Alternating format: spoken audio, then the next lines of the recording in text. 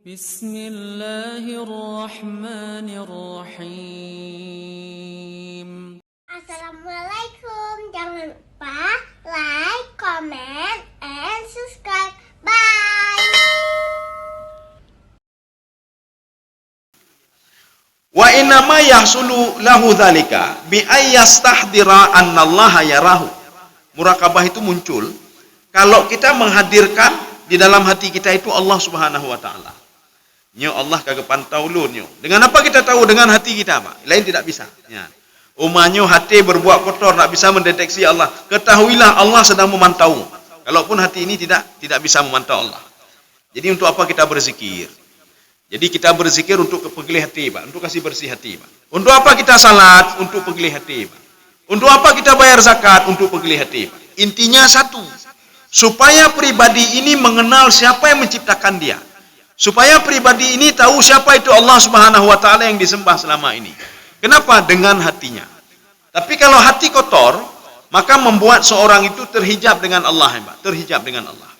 Ini seperti yang dikatakan di dalam kitab Al-Aqaid As-Salafiyah yang dikarang oleh Syekh Asy-Syanqiti. Apa kata beliau? Al-hijabu bainal mar'i wa rabbih adz-dzunub. Yang membuat seorang itu jauh dengan Allahnya, dengan penciptanya adalah dosa yang dia lakukan. Hari ini buat dosa, makin jauh. Hari besok buat dosa. Maka dia makin jauh dari Allah Subhanahu wa taala. Maka kalau ingin dekat, pegelih dosanya, pegelih baju-baju dengan istighfar, dengan bersedekah dan berbuat amal ibadah yang disuruh oleh Allah Subhanahu wa taala.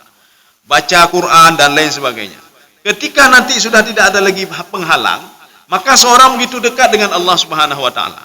Apapun yang dilakukan itu akan nikmat, selalu nikmat. Ibadah nikmat, semua nikmat. Dan semua itu dalam kategori apa? Ibadah semuanya. Mendidik anak ibadah, ya nampak. Coane ibadah, petikulane ibadah, pergi kantor ibadah, jualan ibadah, maka nikmat semua bagi dia. Menjaga anak itu nikmat bagi dia. Jualan itu nikmat bagi dia. Ya, jualan itu nikmat. Semua nikmat bagi dia. Kaum muslimin sedang jamaah yang dirahmati Allah. Asal hatinya pegeli hati ni. Tapi kalau harta ada, semua ada, hati masih kotor, dia susah selalu dia.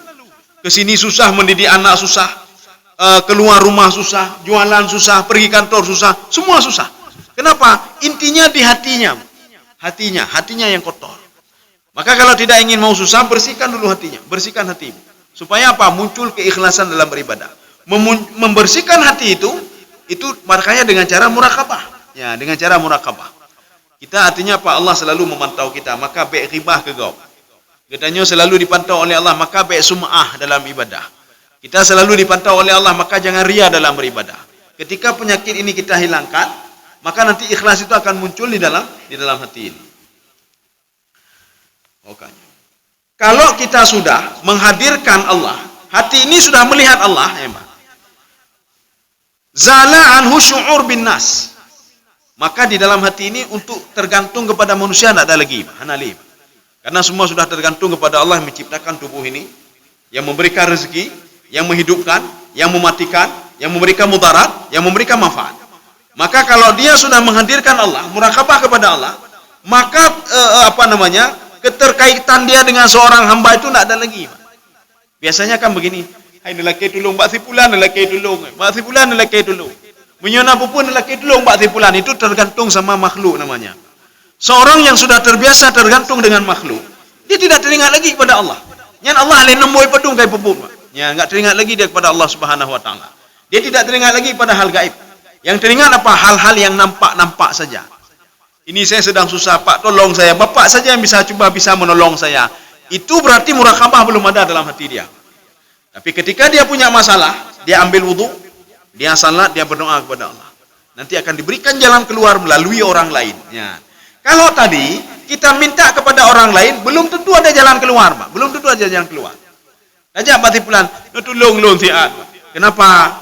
Istri saya udah marah-marah entah kemana sudah. Dijawab oleh tetangga itu. Inang long kasih bulu enggak ada, Pak. Hana moho kata tetangga. Enggak ada solusi apa-apa. Enggak ada solusi apa-apa. Kita mengatakan saya gundah sekali bagaimana ini ribut dengan anak, kita lapor sama tetangga. Tetangga mengatakan, saya juga ribut sama keluarga saya, bagaimana kamu lapor sama saya? Tidak ada solusi apa-apa. Tapi kalau kita minta kepada Allah Subhanahu wa taala, melalui hati ini, Pak. Ya, kita minta kepada Allah akan diberikan solusi nanti melalui orang lain. Getulung gedanya, Pak. Ya ja'alahu makhraja wa yarzuqhu min haitsu la yahtasib. Ya. Kaum muslimin sedang jemaah yang dirahmati Allah. Sudah. Pokoknya, Pak. Jadi kalau seperti itu wazala anhu talabi madahihim wal harbi min tamihim. Maka seorang tidak mau lagi dipuji oleh orang lain, Pak. Karena perlu kepui puji oleh gap.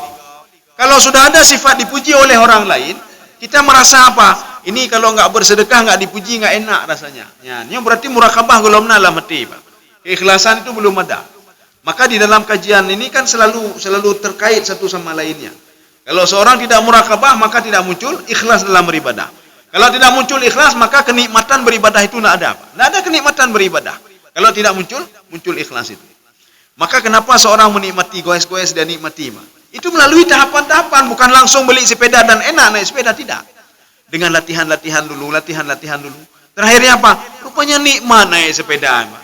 Yang dapat kajak kedeh lamno ngai tangai ja lamno, Pak. Ya. Kenapa? Karena dia itu sudah menikmati, Pak, nikmat sama dia. Tapi coba ajak sama orang yang tidak menikmati, Pak. No put ajak kedeh ngai tangai hanabut. Hanabut, tapi hedro bentau. Terus kedeh dah balik lam kenau. Hanabut nanti. Ya, nih, Pak. Itu orang belum mengetahui bagaimana nikmat naik sepeda. Maka begitu juga keikhlasan dalam beribadah itu perlu latihan-latihan, Pak. Perlu latihan. Ya, walaupun seperti kita orang-orang awam ini, Pak. Belum sampai seperti para ulama-ulama itu. Jadi kita biasakan diri dulu, Pak. Allah memantau saya. Itu saja dulu, Pak. Allah memantau saya. Kita bangun cepat dari tidur. Bahkan Allah geyu gedanyo geyu semayang. Walaupun tak bisa, hati ini masih kotor, Pak.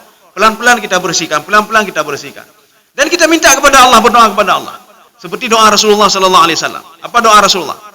Allahumma Allahumma ja'al Allahumma taqwaha wa zakkiha anta khairu man zakkaha anta waliyuha wa maulaha. Ya Allah, jadikan hatiku ini bertakwa kepadamu, ya Allah. Padahal hati Nabi kan kaglih, Mbak, sudah bersih, Mbak. Tetapi Nabi tetap minta doa itu. Jadi ya Allah, bersihkan hati saya karena Engkau yang memiliki hati saya. Engkau yang memainkan hati saya, ya Allah. Nepegli hati lu. Lama-lama kalau hati sudah bersih, itu semua enak ibadah, Mbak. Semua enak. Ibadah enak, semua enak. Jadi hanya pepep nanya. Ya. Kaum muslimin sedang jemaah yang dirahmati Allah. Pokoknya. Wa huwa yuraqibullah fi batinihi. Jadi dia itu memantau Allah Subhanahu wa taala dengan batinnya, dia pantau, Pak. Ya, jadi dengan batinnya. Walaupun nanti ada juga dengan zahirnya. Bagaimana dengan zahir? Ketika ingin melihat sesuatu hal yang dilarang, dia teringat kepada Allah. Artinya apa dengan zahirnya? Ketika dia ingin mengambil punya orang, dia teringat kalau ini nanti tangan ini akan bersaksi di padang mahsyar. Itu zahir, Pak. Kalau batin apa? Itu lebih spesifik lagi, Pak. Dia memantau Allah dengan hatinya. Tidak mungkin Allah itu silap terhadap apa yang saya lakukan, tidak mungkin. Karena Rasulullah sudah mengatakan, apapun yang kita lakukan itu akan diperlihatkan oleh Allah. Kejahatan kita lakukan akan diperlihatkan oleh Allah. Kalaupun kita tidak bisa melihat Allah, paling enggak ada Rasulullah sallallahu alaihi wasallam yang mengarahkan kita kalau mati itu ada. Kalau alam barzah itu ada. Kalau kiamat itu ada. Hari kebangkitan itu ada. Umar katanya haji, kalau Rasulullah sudah meninggal dunia, sudah wafat, pelajarilah hadis Rasulullah sallallahu alaihi wasallam. Kalau kita ingin mengenal Rasulullah, pelajarilah hadisnya. Pelajarilah apa yang diucapkan oleh Rasulullah. Rasulullah tidak pernah bohong, Pak. Tentang hal-hal gaib tidak pernah bohong. Kalaupun Rasulullah bohong, maka sungguh orang kafir Quraisy dulu akan mengatakan apa? Kamu pembohong ya Muhammad. Tapi kan tidak. Sebelum diangkat menjadi Rasul, mereka mengatakan Muhammad itu Al-Amin. Amin itu apa? Bisa dipercaya. Kaum muslimin sedang jamaah yang dirahmati Allah. Wa kadzalika yuraqibullah fi jawarihi kulliha. Oleh karena itu, karena dia memantau Allah supaya tidak bermasalah dengan tangannya, tidak bermasalah dengan mulutnya yang sedang ghibah orang lain, dia tiba-tiba berhenti. Ya Allah kagak pantau lo nyo. Ya. Karena sudah seperti itu, maka kebalikannya, Pak. Allah memantau dia sekarang, Pak. Ya. Inilah yang Allah katakan, fadhkuruni adzkurkum. Ingatlah saya akan mengingatmu.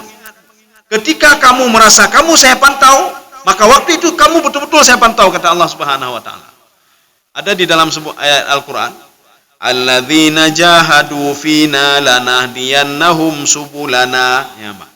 Jadi ketika seseorang itu dia bermujahadah membersihkan hatinya, membersihkan anggota tubuhnya untuk dekat dengan Allah Subhanahu wa taala, lana dia naum subulana, akan saya perjelas, akan saya permudah hidupnya, kata Allah Subhanahu wa taala.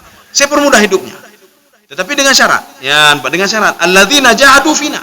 Dia bermujahadah membersihkan hatinya untuk lebih dekat denganku, maka akan aku bantu dia untuk lebih dekat denganku, kata Allah Subhanahu wa taala. Maka orang seperti ini tidak susah deh, Pak. Nah, susah ya, Pak. Ya, hana tutah. Coba lihat Utsman bin Affan. Ya, kita memang enggak sanggup mengikuti Utsman, Pak. Kita enggak sanggup mengikuti seorang sosok Rasulullah SAW. Hartanya kan banyak, dengan Khadijahnya habis pempeng, habis mendung, Pak. Kita enggak sanggup ini, Pak. Enggak sanggup kita cerna apa yang dilakukan oleh ini, Pak. Tetapi makin banyak Khadijah, makin banyak bersedekah, makin senang beliau, Pak. Makin senang. Apa harta makin senang. Bahkan pada suatu hari Khadijah menangis. Ditanya oleh Rasulullah, kenapa menangis? Apa gara-gara habis hartamu ikut bersama saya? Khadijah kan seorang kaya raya, Khadijah. Tapi ketika menikah dengan Rasulullah, gatin nama, habis semua hartanya. Rasulullah bertanya, apakah gara-gara kamu menikah dengan saya, hartamu itu habis kamu sedekahkan? Bukan itu ya Rasulullah. Apa juga? Tidak tahu saya apa yang saya sedekahkan lagi, sudah habis. Ya, Mbak. Habis. Saya tidak tahu apa yang saya, makanya saya sedih ya Rasulullah. Nyo KB mendulung bersedekah. Ya, Mbak. Makanya Khadijah itu sedih, nggak tahu apa yang mau sedekahkan. Kalau kita sedih karena KB harta untuk sedekah. Ya, Mbak. Bahkan mau KB pempeng untuk sedekah. Mbak. Ini sama seperti ada seorang sahabat, seorang pemuda, dia ikut Rasulullah, dia masuk Islam. Kemudian ketika itu apa kata dia? Ahlak tu malal lubada, habis pempeng lu ikut Muhammadnya. Habis duit saya bersedekah buat ini buat itu. Rasulullah diam saja melihat perkataan pemudanya, Pak. Ya. Dia merasa ketika masuk Islam habis semua. Itu belum kenikmatan itu belum ada sama dia. Kenikmatan belum ada. Tapi sama Khadijah sudah ada. Kenikmatan sedekah sudah ada sama dia. Makin dia bersedekah makin nikmat hatinya. Makin tidak bersedekah makin susah dia. Bahkan makin habis hartanya, dia makin susah. Kenapa susah? Tidak ada lagi harta yang mau disedekahkan. Ya. Kita enggak sampai level-level itu. Paling enggak apa? Kita level-level jangan kerit, itu saja, Pak. Baik keritnya mentang, Pak. Jangan kerit. Walaupun kita nanti ada harta banyak, adalah kita sedekahkan sedikit. Walaupun tidak semua kita sedekahkan. Yang penting baik keritnya mentang, Pak. Walaupun tidak sanggup seperti para sahabat dan Khadijah. Wa yuraqibullahu fi mantiqihi. Maka kalau seandainya seorang itu sudah menjaga Allah, maka Allah akan menjaga mulut dia, Pak. Mulut dia akan dia jaga. Ketika seorang berbuat maksiat, maka akan diberitahukan oleh Allah. Ini sudah tasawuf level tinggi ini, Pak. Ini sama seperti Nabi Musa alaihissalam. Nabi Musa alaihissalam itu murakabah sudah level tinggi, Pak. Murakabah level tinggi, tangannya diarahkan oleh Allah, matanya diarahkan oleh Allah, mulutnya diarahkan, anggota tubuhnya diarahkan oleh Allah. Ketika ingin berbuat sesuatu, kamu jangan buat ini, kamu kemari saja. Kamu kemari saja. Ketika dia takut kepada Fir'aun, Allah mengatakan, jangan takut kepada Fir'aun, kamu tenang saja. Dia jangankan melukai kamu, menyentuh kamu tidak bisa. Kenapa? Karena kamu sudah saya arahkan, kata Allah Subhanahu wa taala. Itu akibat murakabahnya Nabi Musa alaihissalam. Karena murakabahnya Nabi Musa dibalas oleh Allah dengan menjaga seluruh anggota tubuhnya untuk tidak berbuat maksiat. Tapi kalau level-level kita yang sudah murakabah, itu paling-paling enggak apa? Bisikan-bisikan saja, Pak. Bisikan saja. Ini perbuatan jahat. Baik nak puput. Han, kau urusan lu ni, kau urusan ron ya. Yang mandum lu yang urus. Ya. Artinya apa? Bisikan itu sudah ada, Pak. Bisikan itu sudah ada. Ini kejahatan, jangan buat ini. Nanti akan dimintai pertanggungjawaban. Jangan buat ini. Lakukanlah ini. Itu bisikan-bisikan. Itu kalau sudah ada bisikan itu murakabah sudah ada sama dia berarti, Pak. Ini ketika mau tengah malam, ada bisikan, ya salat tengah malam ini ya. Ya, Pak. Kalau sudah seperti itu sudah ada murakabah namanya, Pak. Ini besok pagi di mana kita salat ini ya? Salat berjamaah di sana ya. Itu berarti murakabah sudah ada sama dia, Pak. Ya, hanya karena murakabah. Walaupun levelnya rendah, murakabahnya sudah ada. Walaupun tidak sama seperti murakabahnya para nabi dan rasul. Kaum muslimin sedang jemaah yang dirahmati Allah. Wa fi batnihi, ya, Pak. Dan juga di dalam perutnya. Maka dijaga oleh Allah, jangan makan itu haram. Ben pajuhnya. Makanya orang yang murakabah ketika dia muteken macam-macam, ya, Pak, terbetak dalam hati dia nyeleke pertanggungjawaban oleh Allah. Itu murakabah sudah ada sama diri dia. Ketika dia takut makan haram, dia letakkan yang haram itu, murakabah sudah ada sama diri dia. Makanya kita itu yang meninggalkan umanyo hanae sembarangan dapat juh, Mbak. Bahkan sembarangan, berarti murakabah sudah ada sama diri dia. Ketika dia diundang oleh seseorang, seorang kami menang judi online, Pak. Dia menang judi online. Untuk ya pegang syukuran diundang tu ngangan. Gebloh tu makanan dari judi online, gebloh makanan ni, Pak. Akhirnya apa? Diundang teman-temannya. Ada seorang teman yang mengetahui kalau duit yang dibeli itu dari judi online, Pak. Menang judi online. Maka ketika dia mau makan tinggal dia, Pak, tinggal, Pak. Apa lo? Nyopeng harum mendumnya. Nya tak apa jauh lidahnya yang harum. Kakak dia tinggalkan itu. Murakabah sudah ada sama diri dia. Tapi kalau alah tak apa jauh ju pajan lain tak apa jauh mangan demah. Berarti murakabah tak ada sama dia. Alah tak kurang leju timbangan so kalian demah. Berarti murakabah tak ada sama dia. Alah tak menak ju so tepu demah. Berarti murakabah tak ada sama dia. Alah ambil aja kan tak ada yang tahu. Kita korupsi kan tak ada yang tahu. Berarti murakabah belum ada sama diri dia. Tapi ketika dia takut untuk mengambil harta orang lain, berarti secara tidak sadar itu murakabah sudah ada sama diri dia, Pak. Nyo karena murakabah. Keput apa ju harum demah, ya, Pak. Maka dalam Islam kan sampai makanan-makanan dijaga oleh Allah. Wahai orang beriman, baik depan jo yang harum, baik depan jo. Apa? Kenapa? Karena bisa mengotorkan dirimu. Kalau dirimu sudah kotor, jangan bisa dekat denganku, kata Allah. Tidak bisa dekat denganku. Maka kita tajuk anak ke pesantren, Pak. Kita kasih anak ke pesantren. Kita korupsi di kantor, Pak. Kita berikan duit setiap bulan kirim ke anak, Pak. Duit haram itu, Pak. Walaupun duit haramnya cuma sekian persen, maka akan tumbuh anak-anak haram itu. Dalam tubuh dia itu darah haram yang tumbuh. Maka darah-darah haram jangan pernah kita harapkan, ya Allah anak saya jadi anak yang saleh, enggak akan pernah jadi anak yang saleh. Kenapa? Tubuhnya itu dibesarkan dari hal-hal yang haram. Kita nyo tak cok atagop tak cu atagop tak jo kana ne nyo na baje tabo. Itu baju itu dari hal yang haram kita beli. Anak kita nyo dengan polos sekali dia salat ke masjid. Dia berdoa kepada Allah, anak tro, Pak. Kenapa bajunya haram itu, Pak? Tubuhnya itu haram. Jadi makanya ketika seorang mengkonsumsi yang haram, walaupun sedikit dia konsumsi. Ada makanan haram dia konsumsi. Waktu dia makan, itu makanan tadi jadi darah. Setelah proses-proses, itu kan jadi darah, Pak. Akhirnya apa? Dia itu semuanya berkumpul di jantung, Pak. Jantung memompa ke seluruh tubuh darah ini, Pak. Darah yang hasil daripada makanan tadi, Pak. Maka di ulena, di tangan ada, di perut ada darah itu, di kaki, semua tubuh ada, Pak. Walaupun sedikit. Maka ketika yang haram sudah ada di kepala dan lain sebagainya, membuat seseorang itu malas untuk beribadah. Malas untuk bersedekah. Kenapa? Yang haram sudah ada di tangan ini, Pak. Malas untuk pergi ke masjid. Kenapa? Di kaki ini sudah ada yang haram. Jadi bagaimana cara supaya kita bisa bertobat pada Allah? Putuskan hubungan kita dengan yang haram tadi. Baik puputli. Yang sudahlah. Ini yang belum terjadi putuskan, Pak. Baiklah baju haram. Dan kita bertobat yang sudah ada di tubuh kita. Insya Allah dimaafkan oleh Allah. Sebesar apapun dosa kita. Yang kepemaah oleh Allah Subhanahu Wa Taala. Ya. Artinya jangan sampai kita rugi beribadah. Dalam tubuh kita ada daging haram ini, Pak. Nah, daging haram. Kita belum minta maaf lagi kepada Allah. Maka Rasulullah mengatakan, setetes saja darah haram di dalam tubuh, fannaru aula bihi. Itu neraka dia harus masuk ke neraka dulu. Kalau ada setetes darah saja yang haram. Jadi makanya bagaimana cara? Kita tidak tahu lagi, Pak, ini sudah konsumsi apa, belum punya orang. Maka setiap hari beristighfar, minta maaf pada Allah. Dan akui dosa-dosa kita. Ya Allah, lun mungkin alih tidak sengaja, saya dulu berbuat dosa, saya minta maafkan dosa saya, ya Allah. Yang kita lebih adalah kebal. Akhirnya apa? Selalu kita minta, sama seperti kita itu, ada air yang sudah hitam, Pak, air hitam. Setiap hari apa kita buka, ini kita masukkan sedikit, satu botol, Besok masukkan satu tutup, masukkan lagi. Selama 1 bulan, air ini yang tadi hitam sudah agak jernih sedikit. Kemudian kita masukkan satu tutup lagi. Setelah setahun air ini jernih begitu. Yang hitam tadi sudah keluar semuanya. Begitulah dengan kita beristighfar. Kita mohon maaf kepada Allah Subhanahu. Baca-baca Pak, baik lele tak. Mahai habis wate-wate 1 menit saja. Astagfirullah, terkalian jom. Astagfirullah. Katruk tu minit kaji tak wajib. Paling enggak katanya apa dalam 5 minggu ada semayang nak tak istighfar 5 minggu katanya. Nak istighfar 5 minggu. Mudah-mudahan dengan istighfar itu sedikit-sedikit terpegli hati, Pak, baca-baca terpeluh hati. Jadi makanya seperti yang dikatakan oleh Imam Al-Qurtubi, apa kata Imam At-Tabari? Hati ini al-qalbu mithlul akafi. Hati ini seperti telapak tangan. Idza aznaba dzamban, kalau dia berbuat dosa, orangnya berbuat dosa, maka ada akan tertutup, Pak, tertutup. Hari ini besok buat dosa tertutup lagi. Besok lusa buat tertutup lagi, Pak. Sehingga semua sudah tertutup.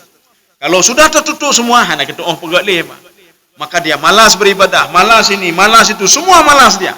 Itena urungci dan lain sebagainya. Berarti masalah di hatinya bermasalah, Pak. Ke hati. Bagaimana cara untuk melepaskan kembali? Imam At-Tabari mengatakan lepaslah satu-satu. Tak bisa semuanya, tapi lepaslah satu-satu. Bagaimana lepas satu-satu? Dengan beristighfar. Dengan mohon maaf kepada Allah. Akui kita sudah berbuat dosa, terpelah tak bawah lebar. Besok lagi demikian pula, terpelah tak bawah lebar. Besok lagi, sehingga semua terbuka semuanya. Ketika semua terbuka, hati ini lempang, lawainya tutah tapi tempit tapi hati jenuh kahanali. Kenapa? Dengan kita beristighfar tadi. Saya rasa cukup sekian ke 6:30. Ini pembahasannya masih banyak. Tidak apa-apa, nanti kita lanjut lagi lah pertemuan selanjutnya. Jadi mungkin tentang murakabah atau kita masuk judul yang lain nanti. Ya. Jadi mudah-mudahan ada manfaat bagi tuan dan jemaah sekalian. Subhanakallah bihamdika, asyhadu an la ilaha illa anta, astaghfiruka wa atubu ilaik. Assalamualaikum warahmatullahi wabarakatuh.